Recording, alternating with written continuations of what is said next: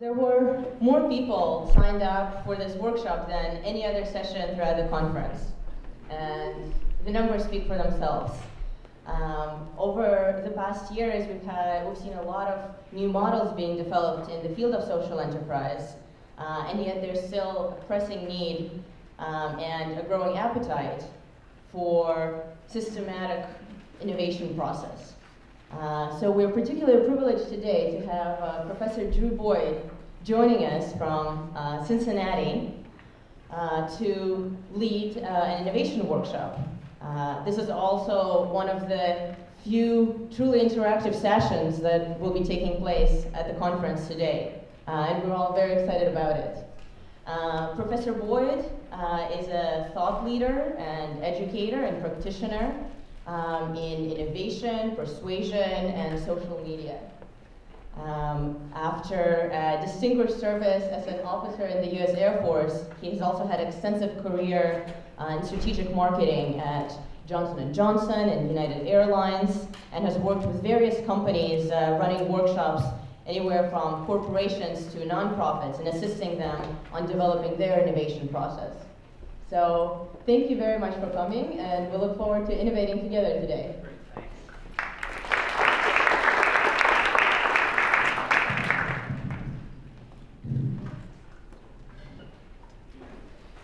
thank you very much.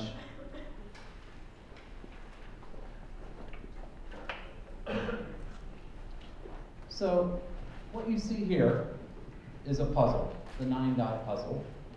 It's a puzzle because you have to take your pencil and figure out a way to draw 4 lines without lifting your pencil through all 9 dots. Raise your hand if you've seen this puzzle. Many of you had. Now, there's a trick to solving this puzzle, isn't there? Who knows the trick?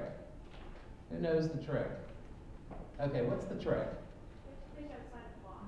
You have to, here's the thing, you have to think outside the box. You draw your first line up this way, and where a lot of people get stuck is they stop here, but to solve it you have to go all the way out here, and then you have to go even further down here, and then finally up to here. And of course it's given rise to this term, thinking outside the box.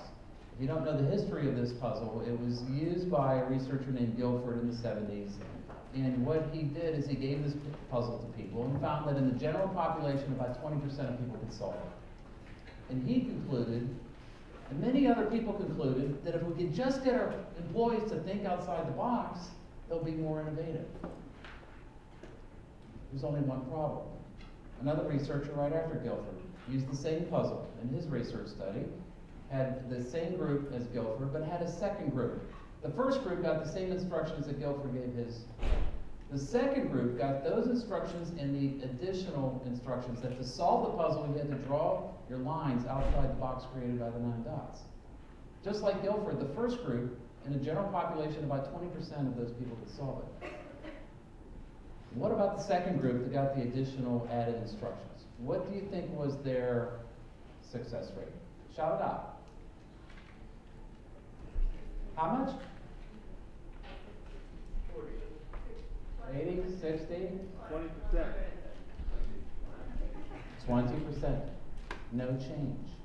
Thinking outside the box is an utter myth. There is no box.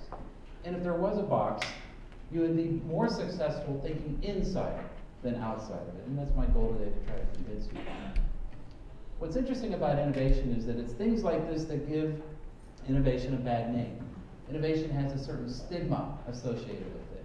CEOs hear the word innovation and they conjure up these visions of their employees sitting in innovation rooms with beanbag chairs, tossing frisbees to one another, silly string. Some of you might have been in these rooms. CEOs are frustrated. They want innovation. They need innovation. What they would really, really like is if innovation works something like this. Just stand up, please. All right. This is how they like to say the word. Innovate. Okay.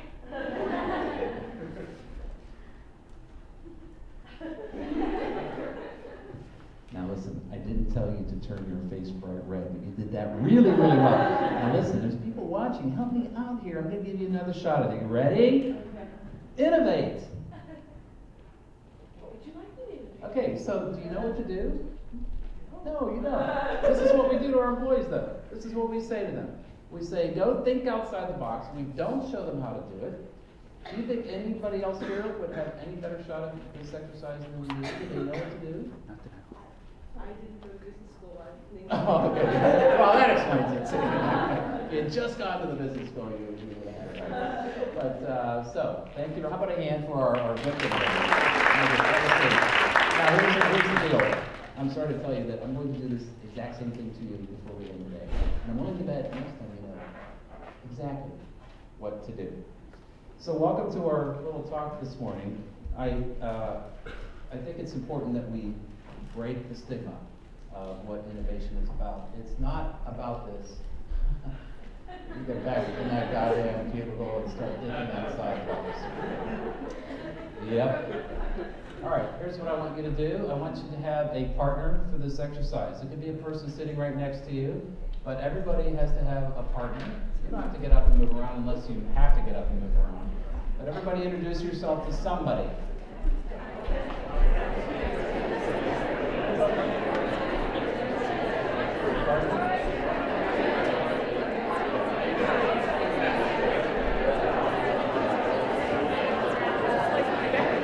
Okay. Partners, you guys have a partner?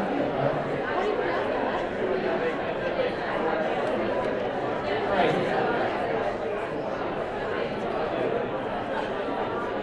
Okay. Now, here's what I want you to do. Let me get up front here so you can see me. Your first task is simple. All I want you to do is this. I want you and your partner to just take a moment, and I want you to select a product. Let's say a consumer product, something that you both like or use. It could be any product, I don't care. Keep it $50 or less. All right, so take just a moment, select a consumer product that you both like or use, $50 or less, go.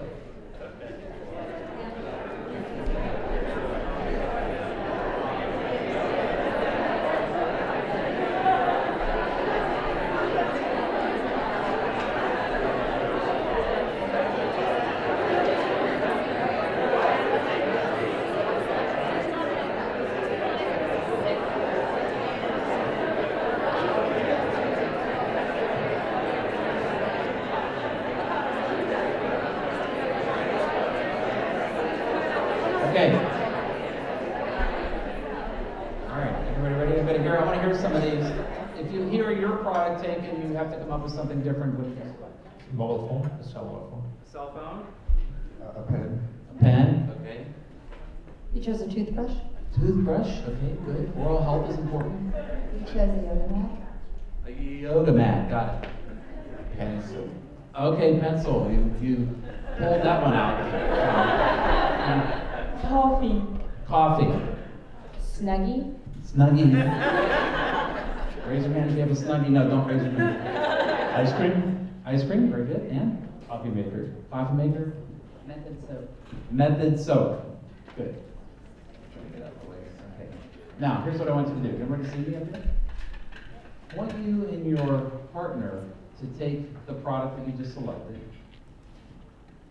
I want you to make one change to the product. One change only. You'll have 2.5 minutes, but here's the trick. I don't want you to just make a change. I want you to make a change that makes the product worse. Ruins it. Makes it horrible. Is it clear? You have 2.5 minutes. Take that product and make it worse. One change only. Go.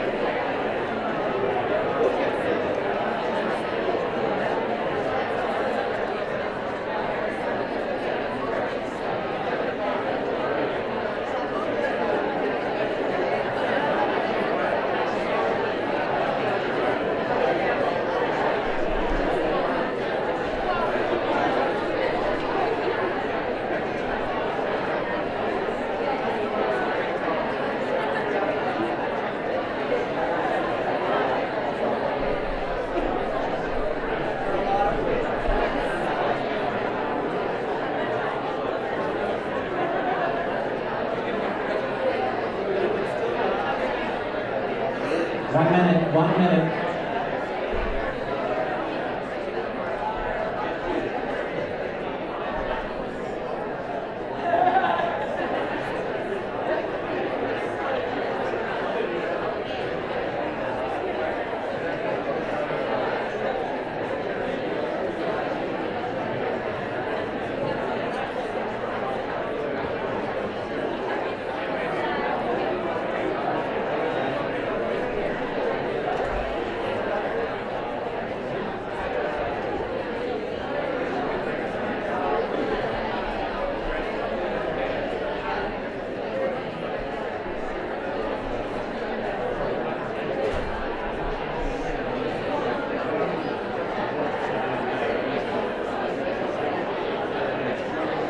Okay.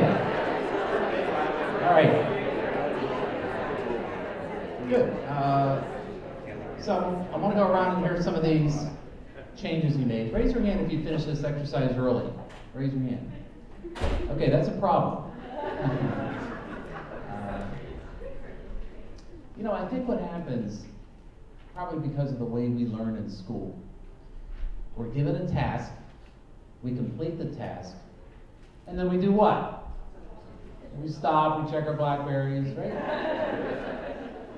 In innovation training, we try to change those habits so you learn to use all your available resources.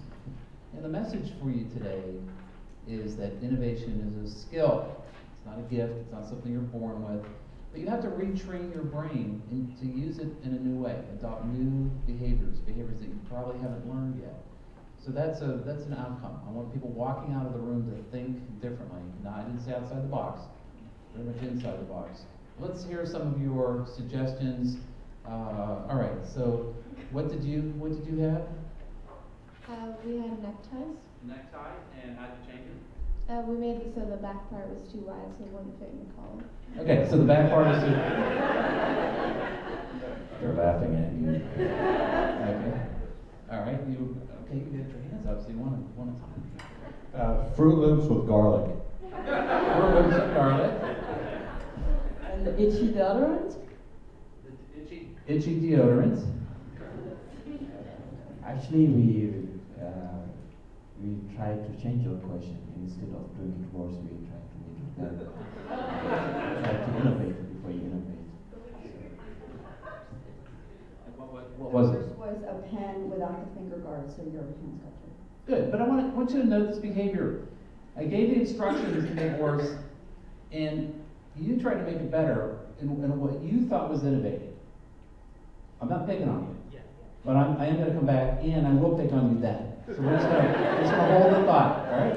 But that's the mindset, that if we just improve this product and innovate it, guess what? No. Is it important to improve products? I'm sure it is. All right, now here's the exercise. Listen carefully. I want you and your partner to take the changed product, the ruined one, that you just talked about. You have a little more time for this exercise. You and your partner have to take this changed product and do the following. First, you have to find a way to sell it. I want to know who would buy it, the target market. I want to know why they would buy it. What's the value that they would see in it? And then what would you say? How would you sell it to them? What words would come out of your mouth to make this interesting to the target audience? Is it clear? How would you sell it? Who would buy it? Why would they buy it? How would you market or sell it? You have 4.5 minutes. Ready, go.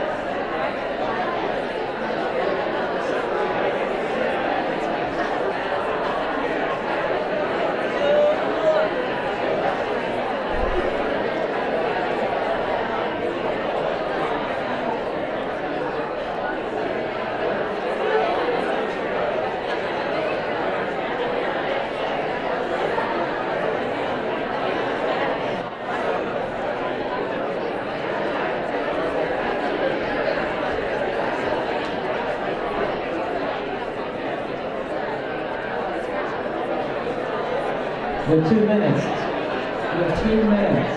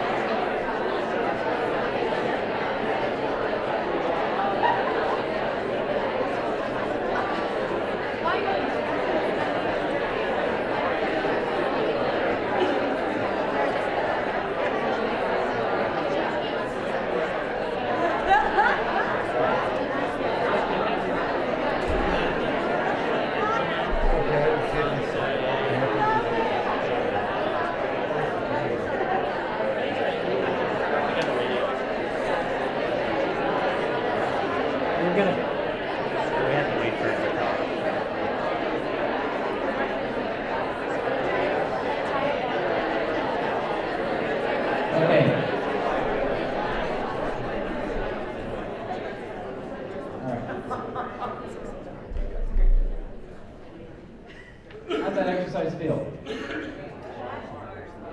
Fun, hard, good, exciting? Fun.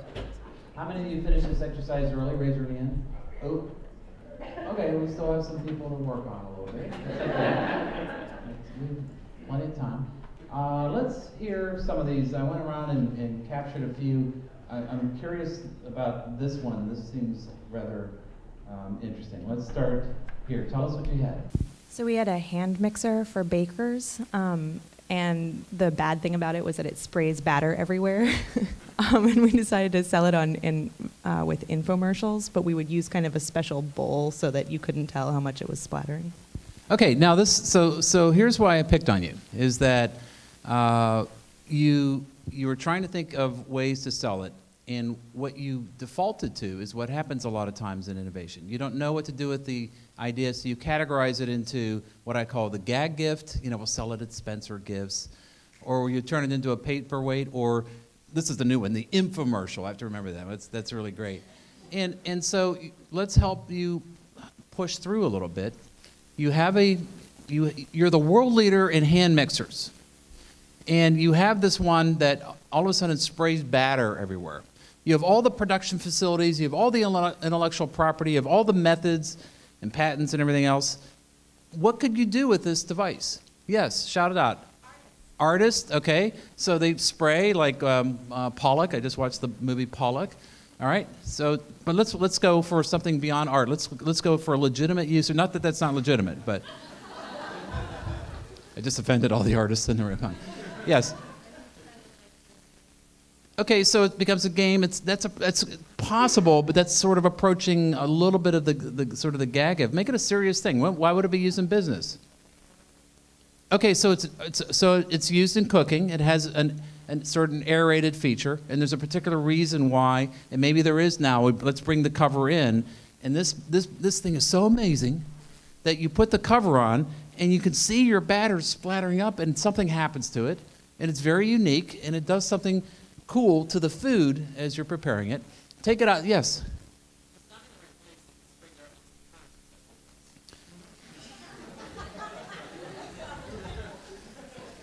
Good. Okay, hang on.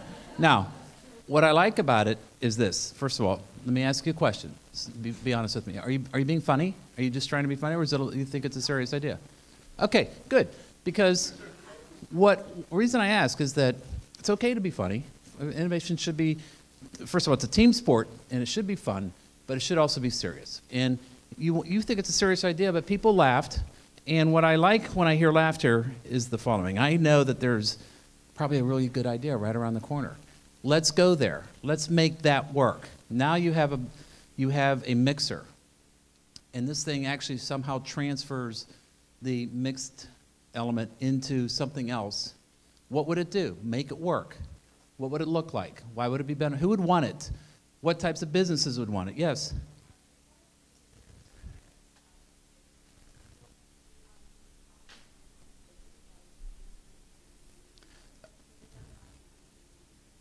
Okay, so when you make the transfer the normal way, you lose a little bit of that aeration. Now you've built a system that has a way of taking the material and keeping the aeration in it and moving it to the cooking elements in one fell swoop. That's called value. You've made something that maybe an industrial, bakery, or a restaurant, or a cruise ship, or the institutional food preparation people are going to get something valuable there. Yeah, you have to engineer it, you have to make it work, but be honest with me. When you heard, hey, mixing a thing that sprays batter everywhere, what went through your mind? Fun. Fun? Okay. Messy? You're thinking bad, right? And can you imagine, you work for a company that makes these mixers, and somebody walks in and says, hey, I know, why don't we have a mixer that sprays batter all over the place? What would you think of that person? Crazy. Crazy. That person's an idiot. I never liked her anyway. But this is what happens, right? We hear these ideas, and we have to realize that there's a promise for everything, right? We can take and push what seemed like a bad element.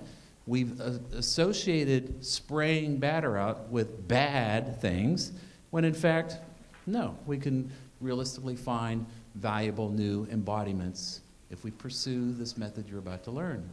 Thank you. Let me do one. Who had a really tough time? I see hands going up. What product did you have?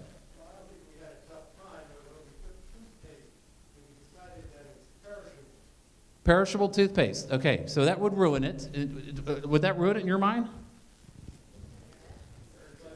What's the perishable life cycle of it? A day or a half a day or a week? Okay, but it's perishable. It's bad. Now make it work. We'll make it work by saying that it has nutritional value, that it tastes better, and it's quick to use. Very, very good. This is an interesting one because, something like toothpaste has a long shelf life, right? God only knows. Look, guys, look in your shaving kit and see if you have old toothpaste bottles in there and how long they've been there.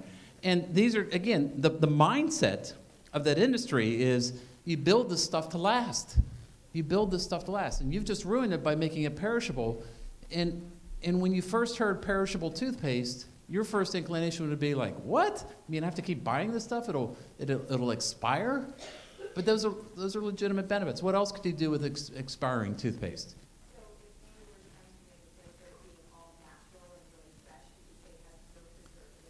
Yeah, right. Yeah, it's an amazing product. I've never heard this idea before.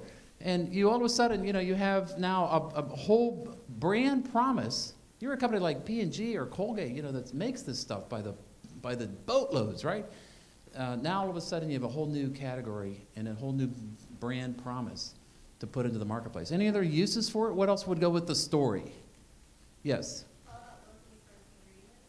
Locally sourced, yeah, you can bring all that into it, yes. Okay, yeah, so you create kind of the ecosystem, you care for it this way, it comes in a special package now, your oral health is so important to you, up the game for people with this product, and you make it not just a tube of stuff, but something very special, something very unique. That's the way to make things better. I'm going to come back and pick on you now, I promise. Okay, but now, what I want you to do, I'm not going to pick on you, I'm just kidding. Here's what I want you to do. I want you and your partner to just take a minute and talk about this exercise.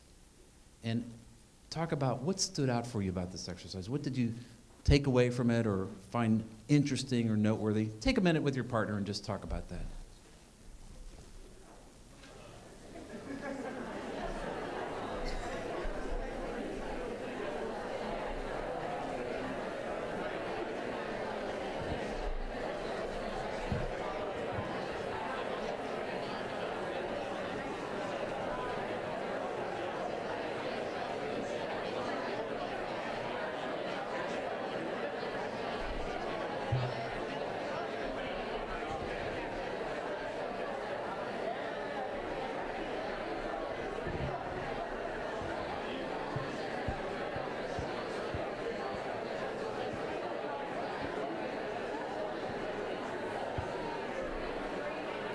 Okay. All right.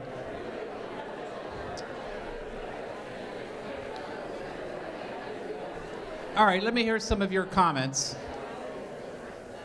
I'm going to work this side of the room for a minute, and I'll swing back over there. Let me just hear a few of your comments, and let's talk about this. What did you take away from this? I realized that this is why I have such difficulty in my marketing class at school, because it's hard for me to just always see just flip it in the way that enable to market it and make people want it. Okay, good. There's a clear marketing advantage here with this this method you're about to learn. It could be used in a technical environment. It certainly could be used in the social enterprise environment, which is why we're all here. Good. But you've caught on the key thing, which is you've got to do something different if you're going to expect a different result, right? That same old saying. You've heard that, ladies.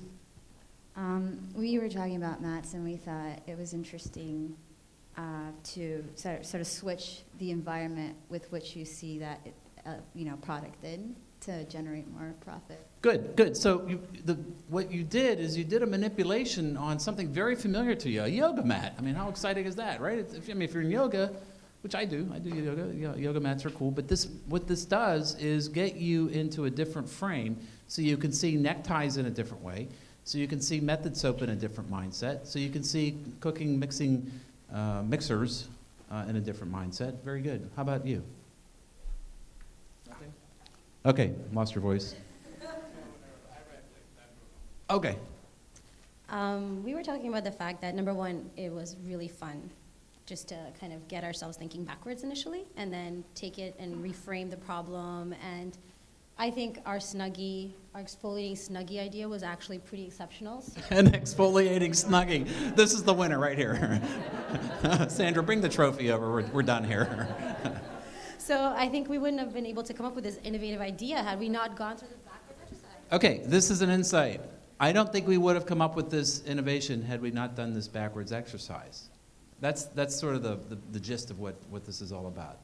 It's giving you a pathway of a thinking exercise that goes beyond just saying, think outside the box. If I told you that, what's the likelihood you would come up with itching deodorant and exfoliating Snuggies? Not very likely.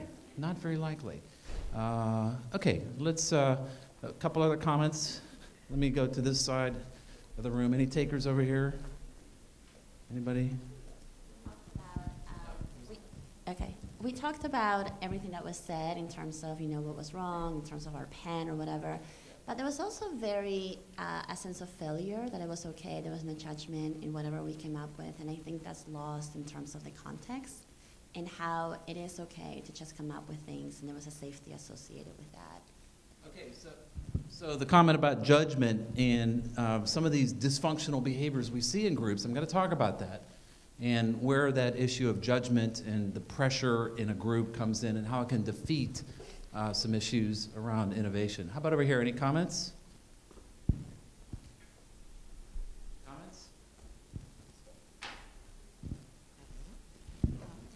Well, we thought that we found ourselves going more positive, even though we had created this negative product and we're moving along with it. But it seemed that the innovative part came out of wanting to improve that bad product. So there's sort of a positive aspect of innovation.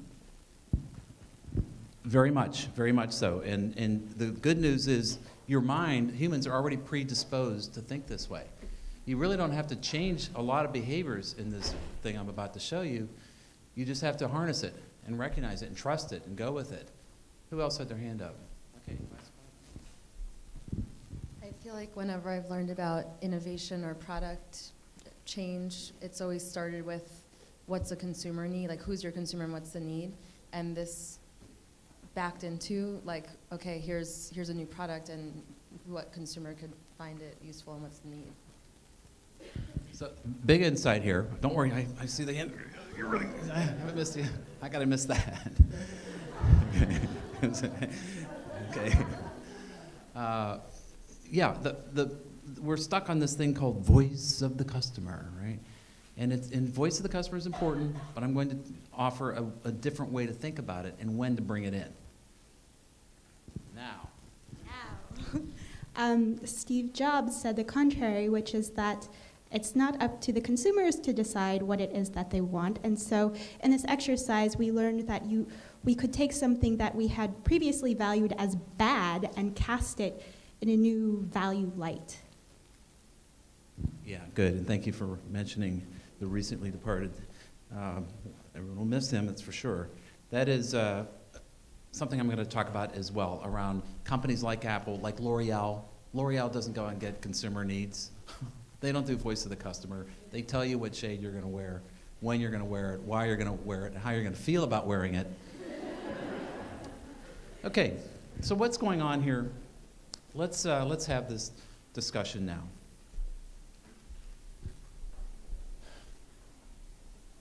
The Beatles have sold more albums in the US than anybody. Paul McCartney, for his part, he has not one but 2 of the top 10 best-selling songs of all time. How do you do that? How do you create not 1 but 2 billion-dollar songs? What makes him so creative? Well, it turns out he has a little secret. As usual for these co-written things, John often had just the first verse, which was always enough. It was the direction. It was the signpost, and it was the inspiration for the whole song. I hate the word, but it was the template. Paul McCartney used a pattern. What's interesting is that most creative people have a pattern. Agatha Christie, Daniel Steele, Robert Frost, Salvador Dali, you name it. They're using a pattern, and they don't want you to know, because if you knew that they used a pattern, they're worried that it somehow cheapens their creative genius. But they all do. But this is the question that I have for you. What about the rest of us? What if we use patterns? What if we were writing a song and used Paul McCartney's pattern? Would we create a billion-dollar song? Probably not. But I would argue that you would create a more creative song with Paul McCartney's pattern than if you didn't. Paul McCartney's pattern would bootstrap your performance. It turns out it's not just creative people that have used patterns. Inventors, innovators for thousands of years have been using patterns in their inventions. Interestingly, they've been using patterns usually without realizing it. These patterns are now like the DNA in a product. A DNA that if you could extract it and apply it to your products and services, you could innovate too. My colleague and Professor Jacob Goldenberg here at Columbia studied innovative products. He studied products that were successful in the market to see what made them different from each other. What he found surprised him. Innovative products have more in common with each other than they do differences. Innovation follows a set of patterns. Highly innovative products tend to follow one of 5 patterns fairly consistently. These are the 5 patterns. I'll cover them very quickly. Subtraction. A lot of innovative products have had a core element, some core component that was thought to be essential, and it's been removed. Task unification. Many innovative products have taken a resource or an existing component in the vicinity of the problem and assigned it an additional task, additional to what it was already doing. Multiplication. Many innovative products have taken a component and changed the component, or copied it multiple times and changed the copy while keeping the existing component. Division. A lot of innovative products have had a part of the product or a component physically or functionally divided out of it and placed somewhere else back in the system in a way that was thought to be counterintuitive at first. Attribute dependency. Many innovative products create a correlation or remove a correlation, remove a dependency between 2 existing attributes of the product property and its environment. 5 templates. These templates are what allow you to create the change in a product, that, just like we did in this exercise just a minute ago, and start thinking about potential useful benefits. The predominant way people think you innovate is that you start with some sort of problem, usually generated out of voice of the customer, some sort of consumer need, and then you brainstorm to some solution. I want you to imagine just the opposite, that you start with a solution and you work backwards to the problem that it solves. It sounds weird, doesn't it? It turns out that humans are naturally fluid at this. You're actually more fluid at this than the other way. If I said to you, this is a baby's milk bottle. This baby's milk bottle changes color when the temperature of the milk changes. Why would it be beneficial? Shout it out. So you don't burn the baby. Yeah, any audience anywhere in the world can get that pretty quickly. Now, if I said to everybody, instead of that, I said, hey, everybody, we need to come up with some ideas on how not to burn the baby with milk that's too hot.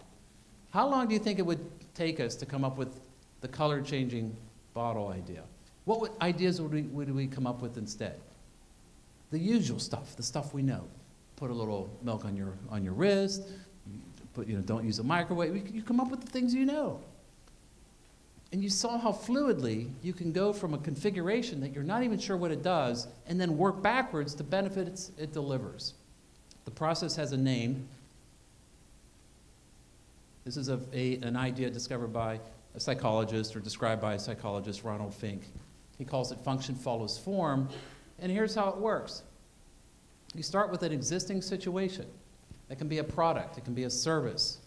It can be a social enterprise. It can be a cause of a social enterprise. You apply one of these 5 tools, the thinking tools that I just described for you. When you apply those, what it does, it has the effect of changing or morphing the existing situation. You don't recognize it anymore. We call it a virtual product. Then the fun starts. You start to think about the first question, should we do it? Should we make a necktie with a big, thick back? Should we make a mixing bowl that splatters or transfers the fluid over? It's the market filter. And if you don't think you should do it, you throw the idea out. You don't waste your time. You don't capture it like you do in other methods like brainstorming. Here you just throw it out. But if it's potentially beneficial in the market, then you go to the next filter. Can we do it? Do we have the know-how? Do we have the intellectual property? Do we have the resources? Technologically, manpower, whatever, capacity. And likewise, if you don't think you can do the idea, if you can't implement it, it's not worth anything to you. You throw it out.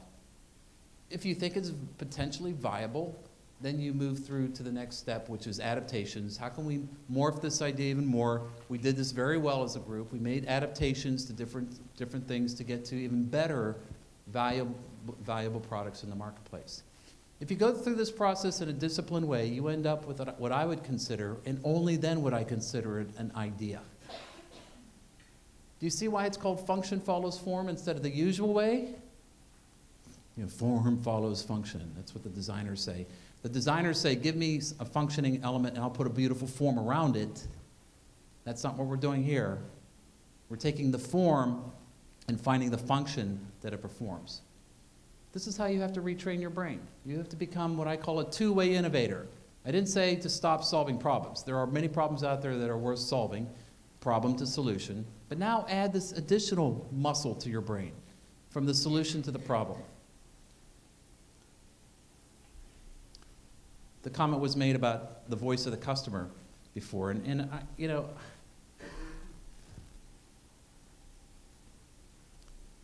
I have to tell this story. When the iPhone first came out, I had to have one. I had to have it. I was one of those people that stood in line the very first day, and I wanted one for my wife too, which made her really mad because she had to stand in line too. And my wife, God love her, she's a wonderful lady, but technology is just not real important to her, if you know what I mean.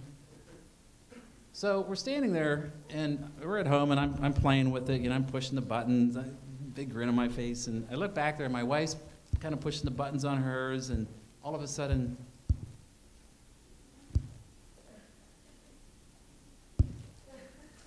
and I'm thinking, this can't be good.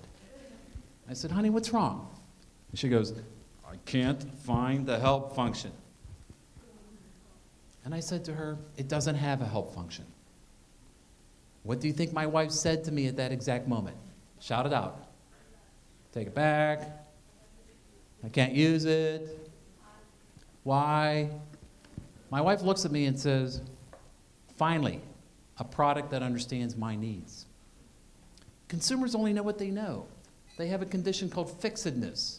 They only see the world in a certain way, what they've learned.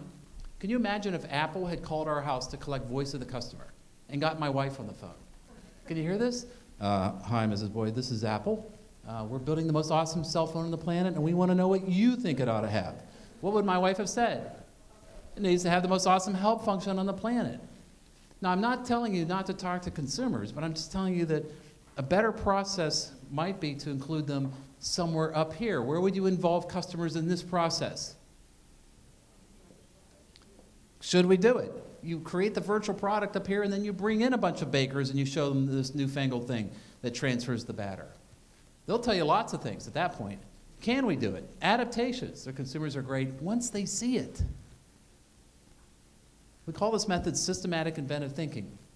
And Jacob and I are publishing a book on this right now with Simon & Schuster. It'll be published in next year. Manuscript is due on December 1st. What am I doing here? Wow. And I got a lot of experience at this when I was with Johnson & Johnson. I was there for 17 years. And let me just tell you a little bit about that. I want to check our time. We have a hard stop at 10:45. Okay. We would organize these workshops about once a month. The ideal team that you should think about constructing is this 12-member, diverse, cross-functional. Very important you get different skill sets in the room, different gender especially, cultural diversity. I don't know why. I mean, it really makes a big difference with the way these things run. And we would do these different things, different executions, strategy workshops, new product development. If you're going to create social enterprises, this is the way to go, because developing a new model, this new social enterprise model, I think is holding yourself to a higher standard than just a nonprofit or just a for-profit. And what these tools will do is give you new configurations, new ways to consider how you create this and deliver on it to accomplish the social mission. I want to just briefly touch on this idea of brainstorming. I'm not going to spend a lot of time on it, but I'll go to this slide here. One of the things that's been shown in the literature is techniques like brainstorming have a lot of limitations, a lot of challenges. One in particular I want to point out because it came up earlier around fear of failure and things like that. Brainstorming was invented in the 60s by Alex Osborne. He was a very creative guy himself. He was an advertising guy. He brought people into a room to ideate together. What Osborne believed is you needed to separate the judgment of the idea from the generation of the idea. What's the first rule of brainstorming? No bad ideas, right? Defer judgment. He believed that you could sit in a room if people would defer judgment. You were more free to give your wild ideas. And guess what? The research, laboratory research, shows just the opposite. When people are giving ideas in a group that have been told to defer judgment, you don't know where your naysayers are. You don't know who's against you. And it causes you to dial down the weirdness of your ideas. It exactly works the opposite of what Osborne wanted. People end up giving more safe ideas. They're more worried about their group status than what Osborne thought they'd be more free to offer the very wild and weird idea. So I want you to think about the efficacy of any tool. This tool that I'm teaching is systematic inventive thinking. Look at the data. Look at the data on brainstorming. If you're going to use the gifted minds that you have, especially in a group like this, you should be considering the efficacy of these tools. So a few tips and advice here. Innovation's a skill. It's not a gift. Right? It's not something you're born with. I guess it's time, isn't it? Just look at this. It's okay. Thank you. See, hallelujah. Build a competency. See this as something you're going to add to your career. See this as something that you make a choice. Make a choice on whether you want to be able to say, I know how to innovate, and you actually have a method to do that. But don't go crazy with it. Take the existing cultural aspects of your organization, embed the tool, make it just part of the regular daily diet of an organization. You don't have to have big branded innovation programs. The key, though, is how you can construct these innovation, what I call dream teams. Innovation's a team sport. You don't do it in isolation. You still do it in groups, but in small pairs, like what we did here. And the people you bring into the room are essential that they be committed and diverse. There's no doubt that you want to be open to ideas, especially from customers, from suppliers, from agencies, from consultants, others that know your business.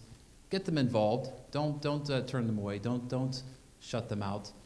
This I like probably the best. This is from Procter & Gamble. I'm in Cincinnati, and P&G looms large there. Any people from P&G here? No? Okay. And a friend of mine over there, Cindy Tripp, teaches in the business school with me, and she teaches design thinking for business. And they have this saying that goes like this. It's Maul, Law, Saw, Law. Make a little, sell a little, learn a lot. And this is what you do with these crazy ideas that you get with this method. You prototype it, make a small batch of it, get it out there, put it in people's hands, learn a ton, iterate. This is what P&G does so successfully. It's not this big fancy new product development funnel, stage gate. It's this. Make a little, sell a little, learn a lot. And boy, they're good at it. A lot of good companies out there that are thinking this more and more.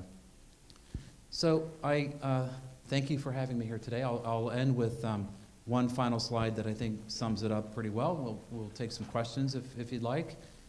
This, I think, is what's on my mind right now. Yeah. Never ever think outside the box. Okay. Those are my contact details. Thank you very much, everybody.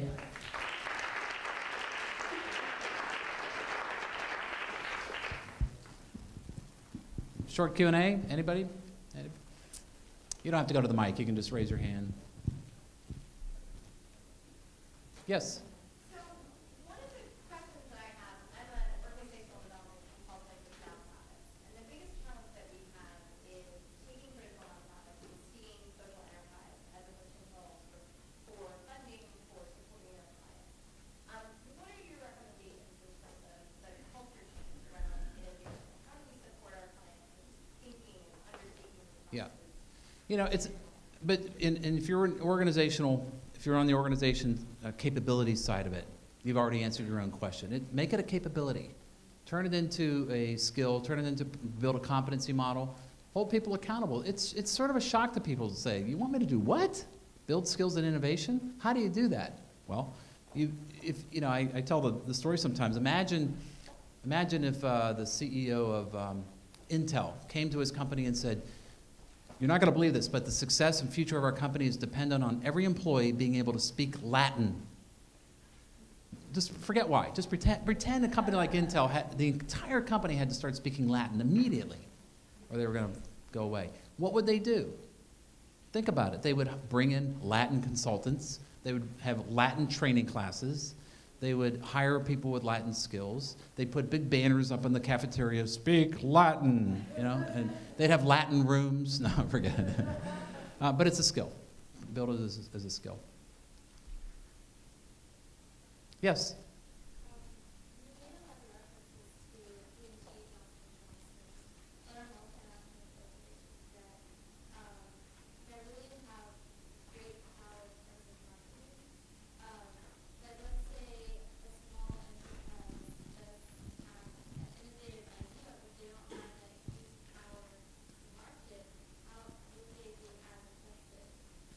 No,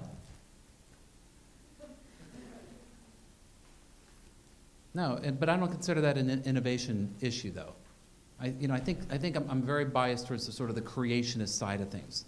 Big companies need to create new ideas. Small companies need to create new ideas. Big companies have more money to put in the market. Little companies don't. The money side of things is a very important issue, but it's not an innovation issue. I think the linkage, though, is this. And this even happens in big companies. I would go to my colleagues and remind them, this is good advice. A little arrogant, but you all live in a portfolio world. I would go to my colleagues at J&J, which is like a big mutual healthcare fund, and I would say to them, okay, you're in charge of the colorectal franchise. You live in a portfolio world. You are competing with other franchises for money, and what you're going to get money for is two things. that you deliver results, which is just a statement of your credibility to continue to deliver results. But what they want more than anything is pipeline. They want to see that you have a base of ideas in the pipeline before they're going to give you money. And the teams that have the biggest pipeline get the most money. You are in a portfolio world too. You compete with other nonprofits or social enterprises for resources from benefactors. What do they want to see? They want to see the capable management, and they want to see that you are the ability to generate ideas and actually have these mapped out. That's going to get their heart pumping. And I think it's going to get the dollars flowing. Hey, look at their side of it. If they have a choice between A and B, both are identical in every respect, capable management teams, but one is different in that they have a pipeline of new ideas. Where would you put your money? I would. Last question? Yes?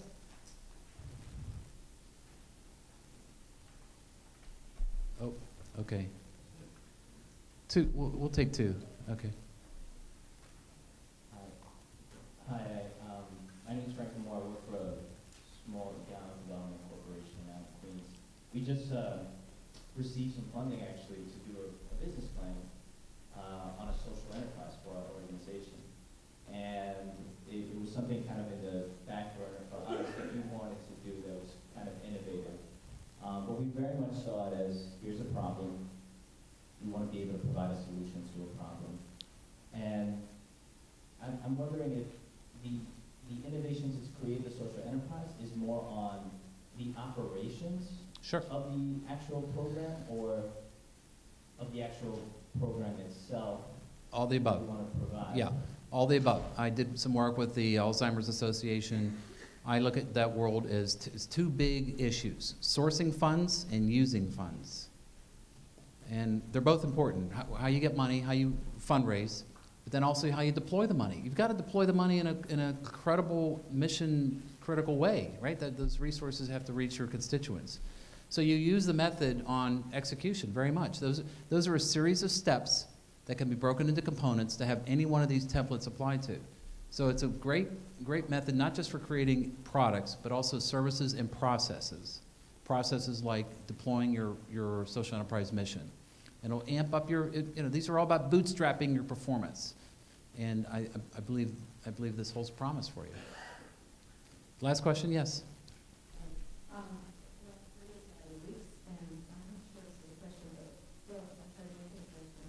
I had a pretty, what I would call an innovative team of directors in the nonprofit. But our number one naysayer is our CEO. Fire him. And I think that my question is how to keep the energy in the team and the desire to continue to work on it. Yeah, so two things. Motivation is really critical. We were doing a workshop at J&J, a team that was managing IV catheters, the little things that go in your arm. And halfway through the workshop, we were notified that this team and this product line had been sold, and that these employees were going with it. And their innovation output went. The next day, they came in and said, by the way, the new owners heard about this workshop and are really, really interested in the output. Now people are thinking, hey, I'm out of J&J, I've got new ownership, I want to look like a hero here, I want to be excited, I want to get motivated, I want these new ideas to be great. And this company, 5 years later, has asked us to come back in and do more innovation, the same group of people. Now, the CEO, my other piece of advice is, I like to do things at the grassroots level. I try not to even tell them what we're doing. It's a secret. They'll say, what do I hear about this innovation stuff? Oh, speak Latin. Leave it.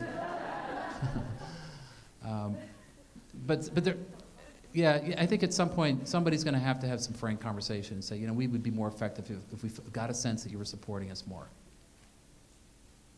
They were paid to give the tough talk, and they have to take the tough talk. And they won't fire for saying that. All right. I think I'm just looking at want to make sure the program doesn't get behind time-wise. Are we done? We are done? All right, great. Thank everybody. Thank you.